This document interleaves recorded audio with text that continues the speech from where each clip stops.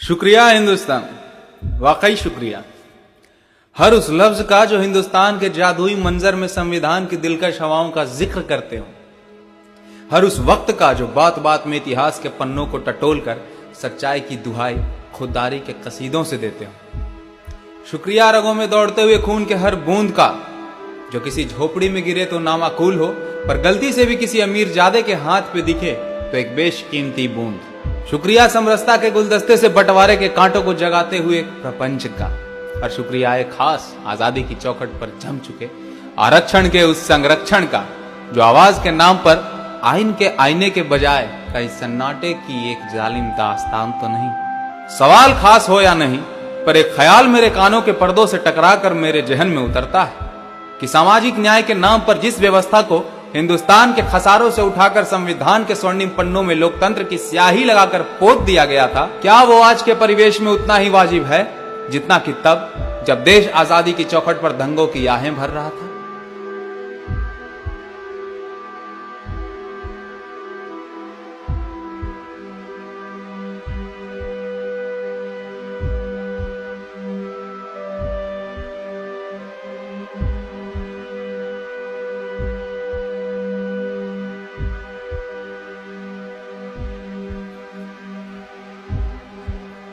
देखिए साहब, बड़ी बड़ी बातें नहीं करूंगा।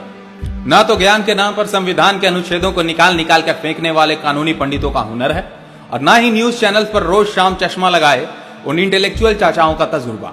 कभी आपको वक्त मिले तो घर ही आ जाना। दिमाग में उतना ज्ञान हो ना हो, दिल में बिहार और हिंदुस्तान लिए घूमता हूं। बिहार, जिसके माथे पर वक्त की सुई व्यवस्था की समीक्षा का अलार्म तो बजाती है, लेकिन वोट बैंक के खर्राटों से लाचार राजनीति के धुरंधरों को स्नूज करके किनारा करना ही पड़ता है। बिहार, जिसकी नजरों में मापदंडों का ऐसा कोहरा है जिसमें सामान्य वर्ग का कोई बच्चा 21 वर्ष में बूढ़ा हो जाता है और दूसरे वर्ग का कोई लड़का 28 साल में जवानी के ठुमके आरक्षण के डीजे पर लगाता है। बिहार, जहां गणित में निगेटिव अंक पाने वाला व्यक्ति सिस्टम के माइनस से गुणा करके इस प्रकार पॉजिटिव बन जाता है कि नौकरी तो अकेले में घर बुलाकर कहती है, ए जी हमको रखिएगा। तालियों की गड़गड़ाहट में न्यू इंडिया का नारा भले ही भावनाओं की थाली में संभावनाओं को सजाकर निकलती तो एक सुनहरे भविष्य की तरफ है, लेकिन समझौतों के लहर में अतीत के बुलबुले यकीनी तौर पर हैरान तो करते हैं। चलिए माना, अपने मूल उद्देश्य की पूर्ति के लिए आरक्षण की यह व्यवस्था संसद, प्रदेश के साथ साथ सिविल सर्विसेज जैसी संवैधानिक संस्थाओं तक तो ठीक थी, लेकिन इस व्यवस्था को टेक्निकल, मेडिकल और आर्थिक क्षेत्र के विशेष योग्यता वाले पद प्रतिष्ठानों पर थोप के अव्यवस्था की नींव योग्यता के पैमानों को शर्मसार इसीलिए करती है क्योंकि इन क्षेत्रों में योग्यता से समझौता बनारस जैसे शहरों में पुलों का गिरना या फिर सरकारी विद्यालयों में शिक्षकों को राष्ट्रपति का नाम तक ना पता होने से जाहिर होता है। देखिए, हिंदुस्तान की गलियारों में प्रतिभा तो उस कंकड़ की तरह है जिसे वक्त के हथौड़ों से पीटना ही उसके भविष्य के नक्काशी का आधार बनती। जिम्मेदारी के बोझ तले संस्कारों की गठरी बांधकर कोई युवा कंपटीशन के जंग में कूदता तो ऐसे है मानो जमीन हिल जाए। मन को बहला फुसला कर कभी दिक्कत हो तो 3 इडियट्स वाला ऑल इज वेल सुनकर प्रतिस्पर्धा का श्री गणेश भी कर देता है, लेकिन वर्चस्व की इस लड़ाई में जब उसके पास होने का फैसला उसकी कलम नहीं बल्कि उसके जात करने लगे तो अध्ययन के नाम पर प्रतिभा का चीर हरण किसी नैतिक दोगलेपन से बढ़कर कुछ नहीं।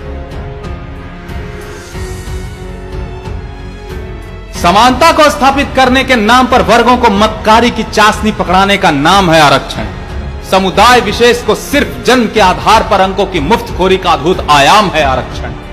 अद्भुत इसलिए क्योंकि जन्म के समय अगर किलकारियों की आवाज से जात पात पता चल जाती तो साहित्य के हर एक कोने से शब्दों के माटी से ऐसा महल बनता जिसमें लोगों की नुमाइंदगी उनके कर्म से नहीं बल्कि आन बान और शान से बनी आरक्षण के शीश महल से होती।